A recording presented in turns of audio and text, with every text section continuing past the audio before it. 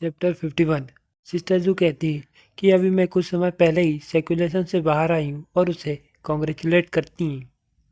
जहाँ सिस्टर जू को देखने के बाद मैंग खुश होने लगता है और कहता है, इसका मतलब सिस्टर जू स्पेशली मेरे लिए यहाँ पर आई मुझे कॉन्ग्रेचुलेट करने। जिसके बाद सिस्टर जू भी अपना मुंह पलटते हुए कहती है कि मेरे माइंड में अभी ऐसे कुछ भी क्वेश्चंस नहीं है जिनके बारे में मैं तुम्हारे साथ बात करूं। जहाँ मैंग भी सोचता है समथिंग अबाउट मी और फिर वहीं पर बैठ जाता है जहाँ उसके पास कुछ ग्रीन कलर के जुगनू होते हैं और कहता है, सीनियर सिस्टर मैं भी इतनी ज़्यादा जल्दी के अंदर नहीं हूँ और मैंने बहुत समय से आपको देखा भी नहीं है, इसलिए मेरे पास कुछ क्वेश्चन है जो कि मैं आपसे पूछना चाहता हूँ। जिसके बाद सिस्टर जो भी उसकी तरफ देखती हैं और उसके सामने जाकर खड़ी हो जाती हैं। जहाँ मैंग कहता है कि ये समय तो एकदम फ्लैश की तरह निकल चुका है, लेकिन मैं अभी भी ये जानता हूँ कि सीनियर सिस्टर ने ही मुझे इस सेक्ट के अंदर लाए थे। और पूछता है, क्या सीनियर सिस्टर आपको भी लगता था कि एक दिन मैं इतनी जल्दी आपका एक जूनियर ब्रदर बन जाऊँगा? सीनियर सिस्टर जो जवाब देते हुए कहती है कि मैंने तो ऐसा बिल्कुल भी नहीं सोचा था। जहाँ मैंग ये सुनने के बाद हंसते हुए कहता है कि हाँ, अभी भी हमारे अंदर बहुत ज़्यादा ही गैप है आपके और मेरे बीच में। और अपनी पाउच के अंदर से कुछ चीज़ को निकालते हुए कहता है कि मैं आपके लिए कुछ बाय करने गया था, और एक पिल को निकालते हुए कहता है कि ये एक और कॉस्मेटिक कल्टीवेशन पिल। जिसे देखने के बाद सीनियर सिस्टर से उस समय तो कुछ जवाब नहीं देती और फिर पूछती है, मैं भी गई थी पिल कल्टीवेशन वर्कशॉप पे, लेकिन वो तुम नहीं थे जो कि इस पिल का ट्रेड करा। ये सुनने के बाद मैंग थोड़ी देर तो शौक होता है और फिर हंसने लगता है और कहता है कहीं मेरी पोल ना खुल जाए। जिसके बाद वो दोनों वहीं पहाड़ी पे बैठे होते हैं और आराम से सनराइज को देखते हैं। जहाँ मैंग तो उस तरफ ध्यान ही नहीं होता, वो सिर्फ सिस्टर जू की तरफ ही देख रहा होता है और सिस्टर जू तो वहाँ सन को देख रही होती है। जिसके बाद मैंग तो वहीं कह देता है, ये तो बहुत ज़्यादा ही ब्यूटीफुल है। शायद सिस्टर जू ने ये सुन लिया होता है और फिर वो पलट कर वहाँ से निकलने लगती है। जहाँ मैंग तो बहुत ज़्यादा ही शौक होने लगता है और कहता है, सीनियर सिस्टर। जहाँ सीनियर सिस्टर इतना सुनने के बाद वहाँ पर पलटती हैं और बहुत ज़्यादा ही क्यूट दिख रही होती, और उसे बताती कि हम बहुत जल्दी इंटर करने वाले हैं इन 2 मंथ के अंदर, तो अपना टाइम बिल्कुल भी वेस्ट मत करो। जहाँ मैंग बताता है, क्या सीक्रेट राम के अंदर? सिस्टर जो भी हाँ करते वहाँ से निकल जाती है। थोड़ी देर तक मैंग सीनियर सिस्टर को देखता है और फिर वो भी वहाँ से पलट कर निकल जाता है और एक कूल सा पोज करते हुए कहता है कि इन द फ्यूचर शायद मैं आपकी रिस्पॉन्सिबिलिटी को लेने के लिए तैयार हो चुका हूँ। फिर हमारा सीन शिफ्ट होता है 2 महीने के बाद का, जहाँ पर मैंग अपना लगातार कल्टीवेशन कर रहा होता है। तभी उसके सामने एक जेट स्लिप आती है, जिसे देखने के बाद वो थोड़ा शौक होता है और कहता है, आखिर ये क्या है? जहाँ उस जेट स्लिप के अंदर से आवाज़ आती है, चेन फेंग, जू किन, मेंगाओ, सभी लोग मेन टेम्पल में हॉल के अंदर आ जाए, जो कि है ईस्ट माउंटेन पे। जहाँ मैंग ये सुनने के बाद कहता है, तो सिस्टर जो इसी के बारे में बात कर रहे थे, सीक्रेट राम। जहाँ हमें दिखाते हैं एक बड़ा सा टेम्पल जो कि होता है उनका ही टेम्पल हॉल। जहाँ मैंग भी भागते भागते आ चुका होता है और उसके सामने होती है एक ढेर सारी मूर्तियाँ, और वहीं पे वो दोनों डिसेबल्स और उनके ग्रैंड एल्डर भी खड़े होते हैं। चैप्टर 53। जहाँ ग्रैंड एल्डर सभी को वो स्टैचू दिखाते हुए कहते हैं कि सभी लोग पेट्रियार्च को ग्रीट करें। जिसको सुनने के बाद मैंग तो शौक होता है और कहता है, क्या पेट्रियार्च? लेकिन फिर भी उस स्टैचू के सामने जाकर उसे ग्रीट करता है। जहाँ सेक्ट लीडर कहते हैं कि जिस कारण मैंने तुम सभी को यहाँ पर बुलाया है वो है सबलिम स्पिरिट स्क्रिप्चर।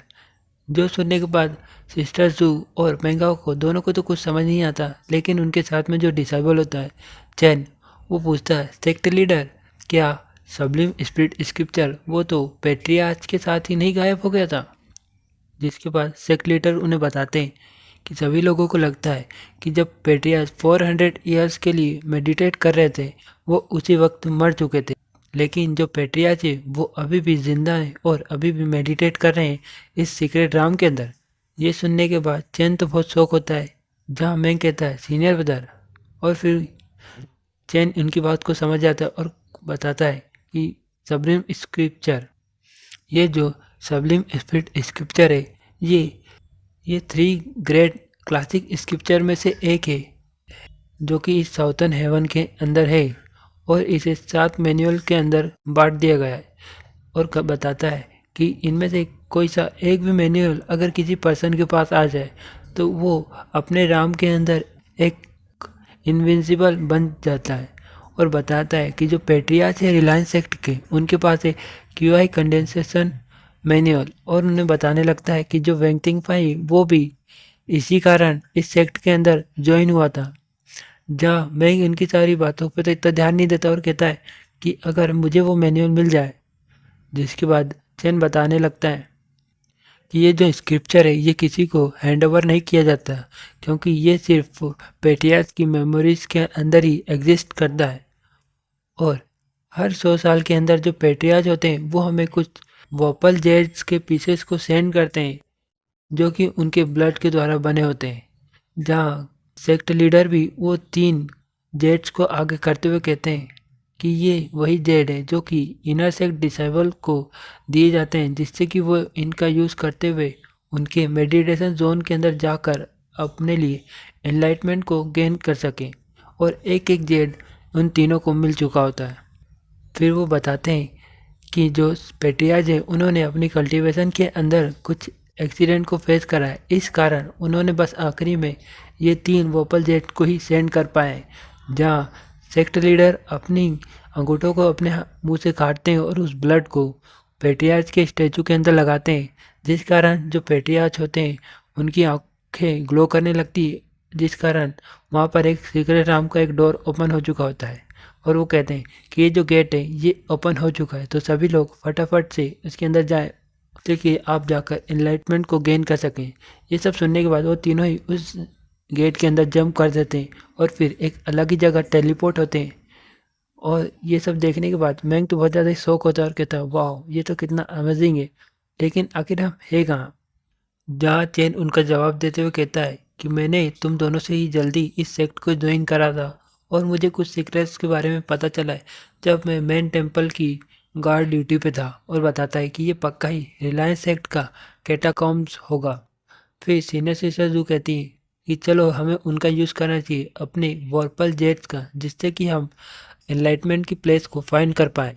वो तीनों ही अपने जेट्स को बाहर निकालते हैं और वो जेट्स उन्हें अपनी अपनी एक डायरेक्शन बताते हैं, जिसके बाद चैन तो उन्हें कहता है कि मुझे लगता है कि मेरा जो वॉर्पल जेट है वो मुझे गाइड कर रहा है एनलाइटमेंट की डायरेक्शन के लिए और वो उसके पीछे चला जाता है। जिन्हें सीनियर सिस्टर जू और महंगा दोनों देख ही रहे होते हैं, लेकिन सीनियर सिस्टर जू पूछती है क्या तुम डरे हुए हो, जिसके बाद मैं कहता है सीनियर सिस्टर और फिर उसका जो जेड होता है वो भी उसे डायरेक्शन बताने लगता है और कहता है क्या मुझे इस जेड का अकेले ही पीछा करना चाहिए और फिर उसके पीछे चला जाता है और कहता है कि मुझे अपनी प्लेस को फाइंड करना होगा जल्दी।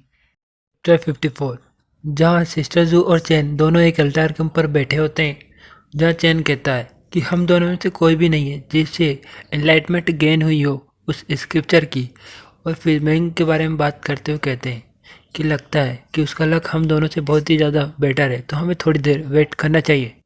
फिर हमारा सीन शिफ्ट होता है अलग ही जगह पर, जहाँ पर एक लड़का अपनी पावर का यूज़ करते हुए अपने आसपास बहुत ज़्यादा ही रेड कलर का ऑरा होता है और वो कहता है ये अभी बिल्कुल भी इनफ नहीं है, जहाँ उसके पास वही जेट्स होते हैं और कहता है कि और 15 और अपनी पावर का यूज़ करते हुए उन्हें और ज़्यादा ही क्रिएट करने लगता है और बहुत ज़्यादा ही हंसने लगता है। कहता है कि ये फीलिंग बहुत ज़्यादा ही बढ़िया है, जो कि वो होता है एक हिडन रूम के अंदर इस सीक्रेट राम के अंदर, और वहीं से हंसने लगता है और कहता है कि मुझे लगा था यहाँ पर सिर्फ 3 पीसेस ही बचेंगे लेकिन अब देखो। और वो अपनी पावर का यूज़ करते हुए गिनती कर रहा होता है और उन्हें बहुत ज़्यादा ही क्रिएट कर रहा होता है 57, 58। फिर हमारा सीन शिफ्ट होता है मेघाओं की तरफ, जहाँ उसके अंदर से भी बहुत ज़्यादा ही गोल्डन कलर की एनर्जी निकल रही होती है और वो लगातार कल्टीवेट कर रहा होता है, जिसके बाद वो ऐसे ही कल्टीवेट करता रहता है और फिर वो उस इनलाइटमेंट को गेन करने में कामयाब हो चुका होता है और कहता है आखिरकार मैं इस इनलाइटमेंट को गेन कर चुका हूँ। और वो कहता है कि अब मुझे जल्दी से जल्दी वापस निकलना चाहिए, नहीं तो वो सब लोग मेरे लिए बहुत ज़्यादा ही वरीड हो रहे होंगे, यानी कि बहुत ज़्यादा परेशान हो रहे होंगे। लेकिन उसके पीछे से ही आवाज़ आती है कि नहीं अभी तुम मत झिलो, तुम लिटिल ब्रेड जल्दी से वापस आओ, मुझे और ज़्यादा ही चाहिए। और वही बूढ़ा आदमी अपने हाथों को ज़मीन पर पटकते हुए कहता है, नहीं, आखिर ये इतनी जल्दी इनलाइटमेंट पे कैसे पहुंच सकता है? मुझे और ज़्यादा वापस जेट्स के पीसेस को क्रिएट करना है, जिससे कि ये ओल्ड मैन यहाँ से निकल सके। नहीं, अगर मैं लगातार ऐसे ही यहाँ पर बैठा रहा तो मैं आगे जाकर पक्का ही यहीं पर मारा जाऊंगा। एक डेविल सी हंसी हंसता है और कहता है, लेकिन अगर मैं यहाँ पर जितने भी जाओ स्टेट के कल्टीवेटर हैं उन सबको ले आऊँ और उनकी लाइफ फोर्स को एब्जॉर्व कर लूँ तो मैं यहाँ से निकल सकता हूँ। जिसके बाद अपनी पावर का यूज़ करते अपने हाथ को नीचे ज़मीन पर रखता है और वहाँ से बहुत ज़्यादा ही गोल्डन कलर की एनर्जी निकलने लगती है। फिर हमारा सीन शिफ्ट होता है मैंग की तरफ, जहाँ वही सीनियर सिस्टर जू और चेन को देखते हुए कहता है, सीनियर सिस्टर, मुझे माफ़ करिएगा, मैं बहुत ज़्यादा ही लेट हूँ। जहाँ मैंग के पैर के नीचे से ज़मीन क्रैक हो रही होती है, जिसे देखने पर चेंग कहता है कि जूनियर ब्रदर बहुत संभल के। जहाँ मैंग उससे संभल ही पाता है, तभी अचानक उसके पीछे से एक बहुत बड़ी सी चट्टान खड़ी हो जाती है जिसके ऊपर लिखा होता है सब्लिम स्पिरिट। और उसके कारण जो मैंग होता है वो नीचे की तरफ गिर जाता है और कहता है कि आखिर ये है क्या। चैप्टर 55। वो स्टोन पूरी तरीके से उस जमीन से बाहर निकल चुका होता है और उसके ऊपर लिखा होता है सब्लिम स्पिरिट और उसके आसपास से बहुत ज़्यादा ही गोल्डन एनर्जी रिलीज हो रही होती है, जिसे देखकर वो तीनों वहीं पर खड़े होते हैं। जहाँ मैंग उसे देखने के बाद कहता है, ये तो फेक है, क्योंकि मैंग पहले ही इस स्क्रिप्चर को गेन कर चुका होता है। और फिर उसके पीछे से आवाज़ आती है सिस्टर जू की, जो कि कहती है कि हमें इसे अपने साथ अपने सेक्ट के अंदर ले जाना चाहिए, जिससे कि जो सेक्ट लीडर वो डिसाइड कर सकें कि हमें आखिर इसके साथ क्या करना है। ये बात सुनने के बाद मैंग भी सिस्टर जू को कहता है कि हाँ, ये हम कर सकते हैं, ये अच्छा आइडिया है। जहाँ वही बुढ़ा जो कि इस सेक्ट का पेट्रियाज होता है वो हंसने लगता है और कहता है, ये ब्रेड ये सब कुछ जानता है कि ये जो स्टोन है इसके ऊपर जो भी कंटेंट लिखा हुआ है ये पूरी तरीके से फेक है, लेकिन फिर भी उन सभी के साथ कीप अप कर रहा है। और वो कहता है कि इस पेट्रियाज को इस तरीके के डिसाइबल बहुत ज़्यादा ही पसंद है और कहता है कि तुम इसे अपने साथ यहाँ से ले जाओ। फिर आवाज़ आती है नहीं, जिसकी बात सुनकर वो पेट्रियाज भी शौक होता है और कहता है क्या। जहाँ हमें दिखाते हैं चैन को, जो कि अपने हाथ में एक जेट स्लिप को लिए होता है और कहता है कि अगर हम इसे अपने साथ अपने सेक्टर में ले गए तो इसके साथ हमारे पास बहुत सारी हिडन कैलेमिटीज़ और डेंजर भी आ सकता है अपने सेक्ट पे। इसीलिए हमें सबसे पहले इसे कॉपी करना चाहिए इस जेट स्लिप के अंदर और फिर हमें इस कंटेंट को आराम से सेक्ट में ले जा सकते हैं। जिसकी बात सुनने के बाद मैं भी कहता है हाँ, एल्डर ब्रदर भी सही हैं। ये बात सुनने के बाद वो पेटिया तो बहुत ज़्यादा ही परेशान होने लगता है और कहता है, ये साला कमीना, ये बहुत ज़्यादा ही राइटिया थे, क्या तुम पागल हो? क्या तुम अपने पेट्रियाज को मारना चाहते हो? क्या ही कमीना बच्चा है। जहाँ इसके बाद वही पेट्रियाज कहने लगता है, नहीं ऐसा नहीं हो सकता, मैं पक्का ही यहाँ से इनके साथ निकल जाऊंगा। और फिर अपने हाथ से ही अपनी बॉडी के ऊपर अटैक करता है, जिस कारण उसके मुंह से ब्लड निकलता है। और फिर वो जो ब्लड होता है वो भी एक जगह इकट्ठा होता है और फिर उस हिडन रूम से निकलते हुए उन सभी तीनों के साथ उस राम के अंदर से निकल जाता है। जब हम दिखाते हैं कि वो तीनों वापस से अपने सेक्ट में आ चुके होते हैं उस मेन टेम्पल के अंदर, जिसके साथ वो ब्लड की ड्रॉप भी आ चुकी होती है। जहाँ वो मैंग के पास ही रहता है, जहाँ मैंग उसे देखने के बाद कहता है, आखिर आखिर ये क्या है। जहाँ हमें दिखाते हैं कि वो जो ब्लड ड्रॉप होती है वो थोड़ी देर वहीं पर रुकती है और फिर सीधा आसमान में जाकर वहाँ पर बहुत ज़्यादा ही खतरनाक सा रिएक्शन करती है, जिसे देखने के बाद सेक्ट लीडर और ग्रैंड एल्डर भी बहुत शौक होते हैं और कहते हैं कि आखिर क्या हुआ। हमें दिखाते हैं कि उस ब्लड ड्रॉप के कारण वहाँ पर स्काई में एक बहुत ही बड़े अक्षरों में लिखा आता है सब्लिम स्प्रिट। और बहुत सारे ही रेड कलर के क्लाउड्स आते हैं जिसके अंदर बहुत सारे कैरेक्टर्स लिखे होते हैं।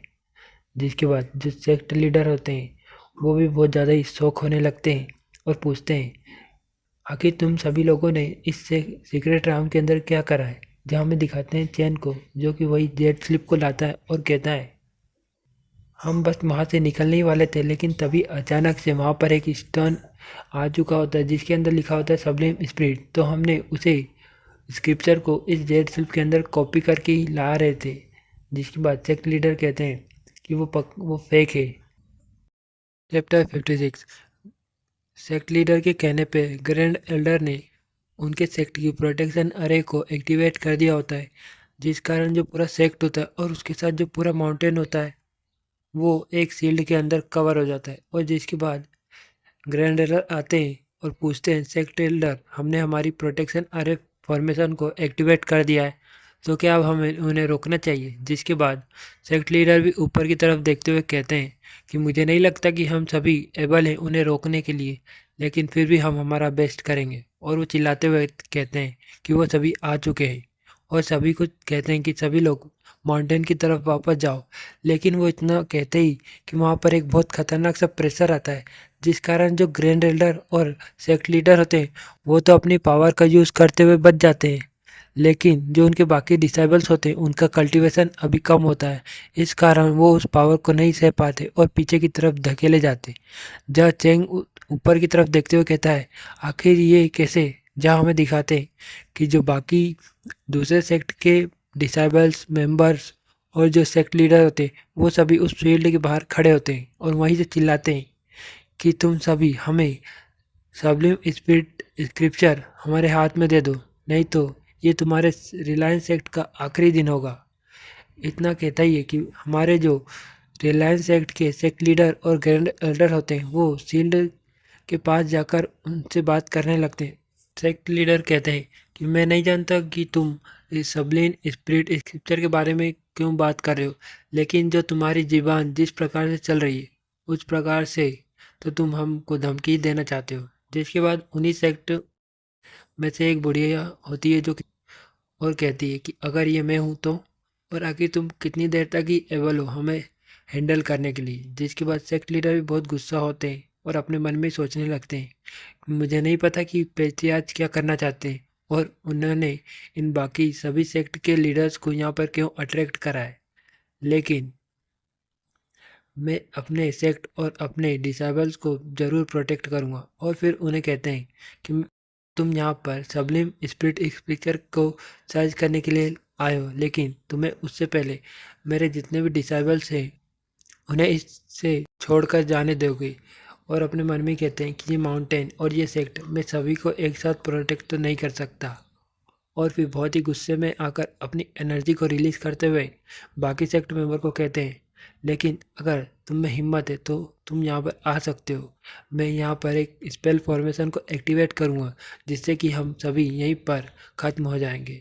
इतनी बात सुनने के बाद हमारा वैंग कहता है, सेक्ट लीडर। फिर उन्हीं में से जो बुढ़िया होती है वो कहती है कि रिलायंस सेक्ट है वो इस जाओ स्टेट के ऊपर एक बहुत खतरनाक सा डिजास्टर लेके आ सकता है, लेकिन इस समय इनका टाइम है यहाँ से डिस्पर्स होने का, और मैं ये प्रॉमिस करती हूँ कि यहाँ से कोई भी नहीं जा पाएगा। वो लोग इतना कह रहे होते हैं कि तभी उनके ऊपर से कोई एक प्लेट आती है जिसके ऊपर बहुत सारी लड़कियाँ बैठी होती है, जो कि होता है ब्लैक शिप सेक्ट, जिसके अंदर सिर्फ फीमेल डिसेबल्स होती हैं। उनकी जो सेक्ट लीडर होती है वो कहती है कि जो सबलिम स्पिरिट स्क्रिप्चर है वो बहुत ज़्यादा ही इम्पोर्टेंस है और यहाँ पर कोई भी उसे नहीं ले सकता जब तक कि रिजल्ट ना आए। वो भी इतना कहती है कि तभी कोई पूरे डायमेंशन को क्रैक करते हुए उसके अंदर से हाथ निकालता है और उससे कहता है, हाँ ये बिल्कुल सही है। फिर हमें दिखाते हैं कि वो एक खतरनाक सा आदमी होता है जो कि गोल्डन आर्मर पहने होता है और जो होते हैं गोल्डन फ्रॉस्ट सेक्ट, जो कि गुस्से में कहता है कि जो रिलायंस सेक्ट के मेंबर्स हैं वो बिल्कुल भी ट्रस्टवर्दी नहीं है। जहाँ हमारे जो सेक्ट लीडर होते हैं वो इन्हें देखकर कहते हैं, क्या गोल्डन फ्रॉस्ट और ब्लैक शिप सेक्ट्स? वो उनकी बात कर रही होते हैं तभी एक बड़ी सी ब्लैक कलर की शॉर्ट के अंदर और एक और सेक्ट आता है और वो कहता है कि सॉरी हम थोड़ा सा लेट हो गए। जहाँ उन्हें देखने के बाद घबरा जाते हैं और कहते हैं, क्या सॉलिडरी शॉर्ट सेक्ट? जहाँ हमें वो शॉर्ट सेक्ट का लीडर होता है वो कहता है, तो क्या सबलिम स्पिरिट स्क्रिप्चर अभी भी यहीं पर है? बाकी जितने भी लीडर्स होते हैं दूसरे सेक्ट्स के, वो रिलायंस सेक्ट के लीडर के ऊपर प्रेशर बना रहे होते हैं और उन्हें कहते हैं कि तुम इस स्पेल फॉर्मेशन को अभी ओपन करो। वो इतना ज़्यादा प्रेशर बनाते हैं जिस कारण जो रिलायंस सेक्ट के सेक्ट लीडर होते हैं वो भी अपनी फॉर्मेशन को वहाँ से हटा देते हैं।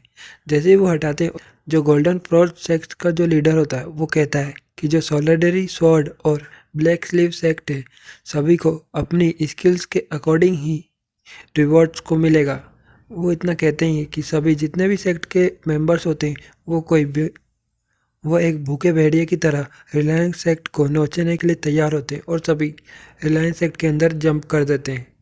इतना देखने के बाद मैं कहता है कि ये सभी यहाँ पर आ रहे हैं और उनके पीछे से जो चेन होता है वो वहाँ से निकल जाता है और जो पेट्रियार्च की स्टैचू होता है उसके पास चला जाता है और वहाँ पर कोई एक सीक्रेट बटन होता है उसे प्रेस करता है और कहता है कि पेट्रियार्च ये आपका जो डिसाइबल है ये आपको ज़रूर से प्रोटेक्ट करेगा।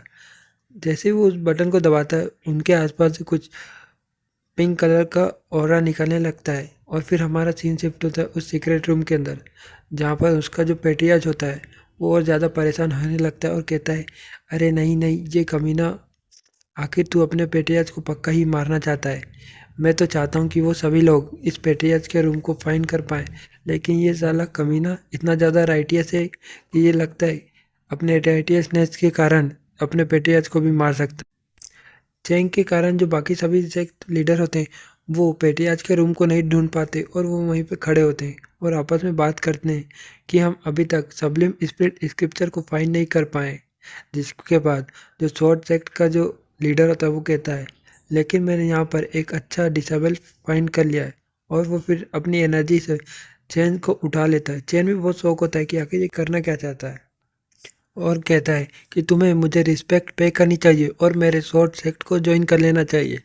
लेकिन जो चैन होता है वो बिल्कुल भी नहीं मान रहा होता है। फिर भी वो शॉर्ट सेक्ट का लीडर उसे कहता है कि ये यंग जनरेशन डिसाइबल है रिलायंस सेक्ट का, लेकिन तुम और किसी सेक्ट को ज्वाइन नहीं कर सकते, और अपनी पावर से उसे वहीं पर बेहोश कर देता है और कहता है कि तुम पक्का ही एंग्री हो गए, लेकिन मैंने अब अपना डिसीजन बना लिया है, इसलिए तुम अब मेरे शॉर्ट सेक्ट को ही ज्वाइन करोगे।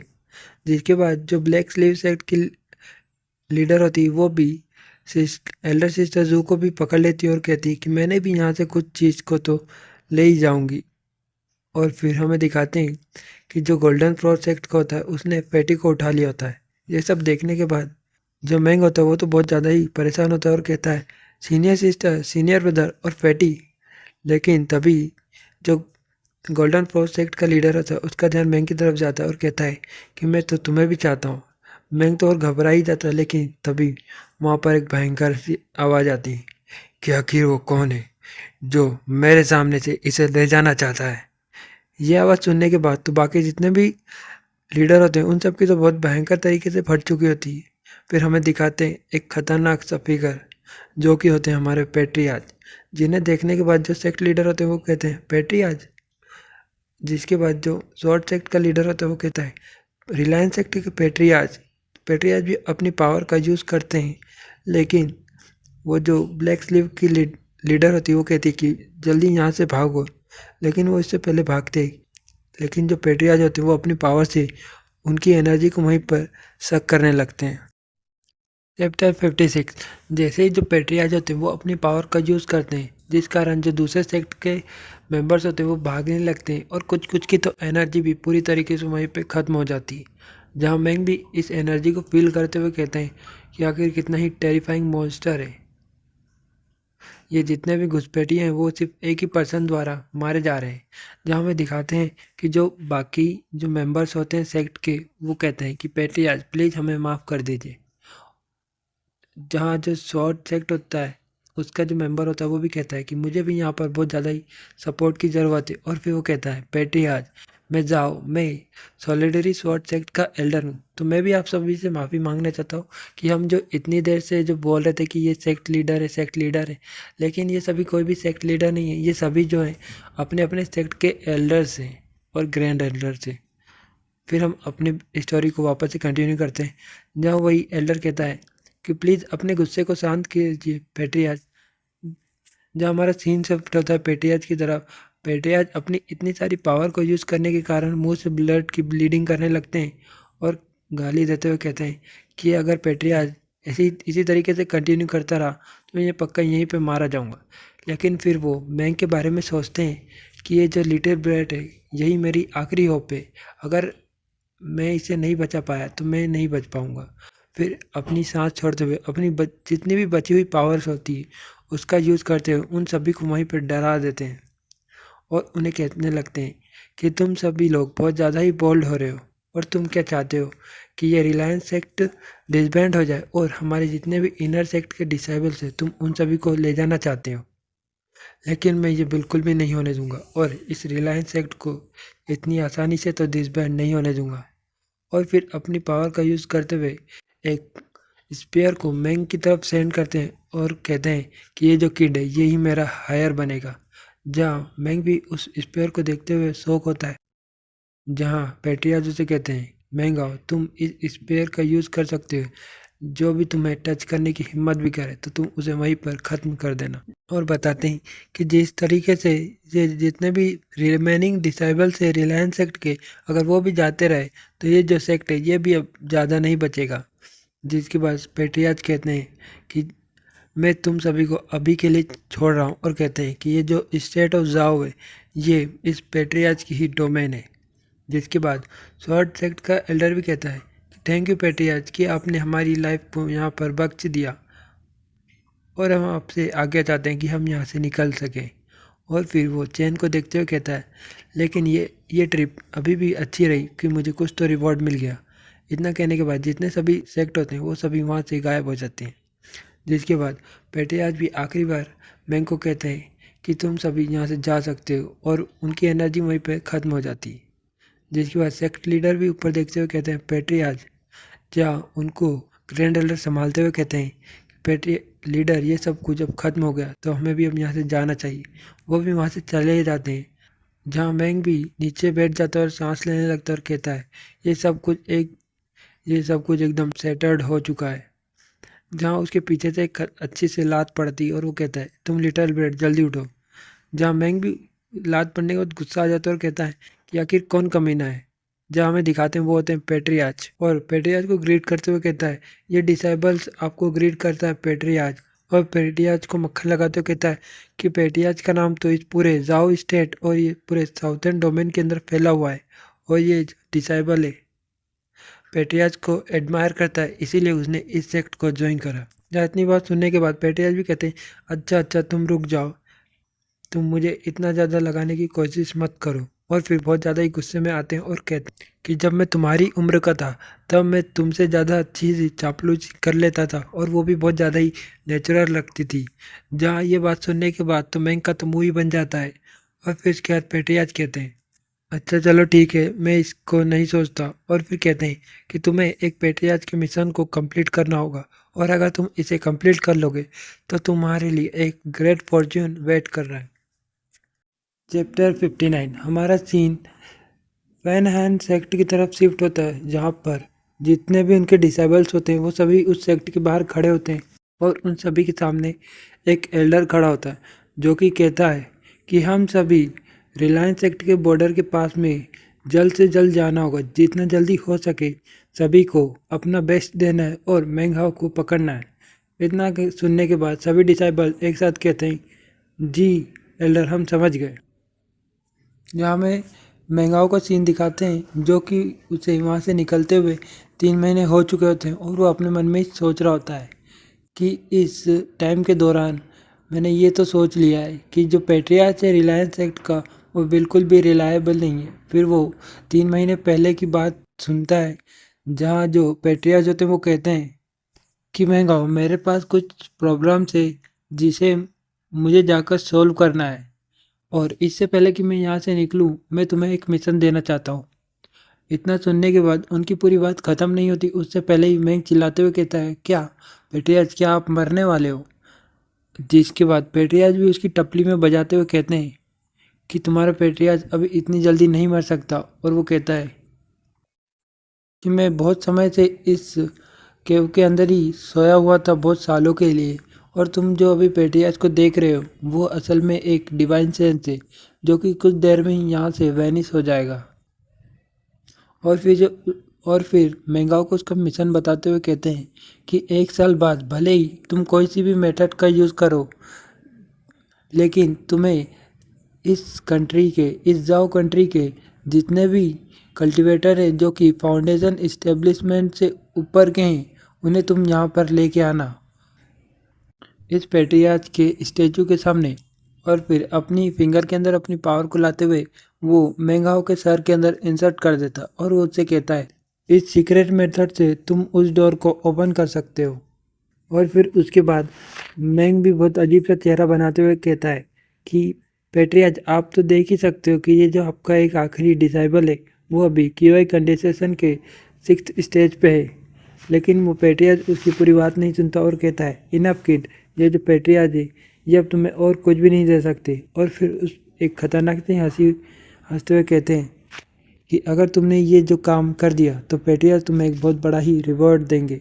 और फिर वो वहाँ से गायब होते होते कहते हैं कि ये तुम्हें हमेशा याद रखना है कि तुम आखिरी ही हो जो कि मुझे यहाँ से निकाल सकता है, इसलिए बिल्कुल भी मत मरना। और फिर वहाँ से पूरी तरीके से गायब होते हुए भी मैंग को बताते हैं कि तुम्हें बिल्कुल भी नहीं मरना है, भले ही तुम कुछ भी करो लेकिन तुम्हें यहाँ पर बिल्कुल भी नहीं मरना है। जहाँ उसके बाद मैंग भी चिल्लाते हुए कहता है कि पेट यार थोड़ी देर रुको। और फिर कहता है कम से कम एक वो स्पेयर तो छोड़ ही जाते हैं। और फिर मैंग वापस से प्रेजेंट में आता है और कहता है कि मुझे इन सब चीज़ों की बिल्कुल भी केयर नहीं है, क्योंकि जबकि उन्हें मेरे लिए कुछ भी नहीं छोड़ा तो बस मैं अपना बेस्ट ही ट्राई कर सकता हूँ। और अगर ये मैं कुछ भी नहीं कर पाया तो इसमें मेरा फॉल्ट तो बिल्कुल भी नहीं है। और फिर वहाँ से चलते चलते कहता है कि मुझे एक घर को ढूंढना होगा जहाँ पे मैं आराम से रेस्ट कर सकूँ। और फिर उसके सामने एक बढ़िया सी लेक होती है, जिसे देखने के बाद मैंग भी बहुत खुश होता है और कहता है क्या ये तो एक बहुत बड़ी लेक है। जहाँ उसके पानी को टच करता है और मज़े लेने लगता है। जिसके बाद वो कहता है कि जब मैं अगर इस लेक को क्रॉस कर लूँगा तो मैं बहुत ज़्यादा ही पास आ जाऊँगा। जिसके बाद वहाँ पर एक नाव आती है जिसमें एक मोटा बंदा होता है। वो कहता है क्या तुम ये लेक को क्रॉस करना चाहते हो। जिसके बाद मैंग भी उन्हें ग्रीट करते हुए कहता है कि मुझे आपको थोड़ा सा प्रॉब्लम में डालना होगा ओल्ड मैन। जिसके बाद मैंग भी उन्हें ग्रीट करते हुए कहता है कि मुझे लगता है कि मैं आपको थोड़ा सा ट्रबल दूंगा ओल्ड मैन।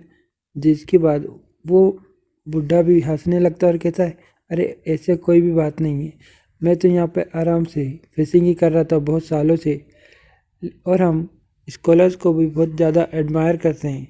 जिसके बाद उनके पास ही एक छोटी लड़की होती है जो उसे हाय कर रही होती है। जिसके बाद जो मोटा होता है वो मैंग को बताता है कि जाओ अंदर जाके बैठ सकते हो। जब मैंग भी बैठ जाता है और कहता है बहुत ज़्यादा शुक्रिया, और फिर वो वहाँ से उस लेक को क्रॉस करने लगते हैं।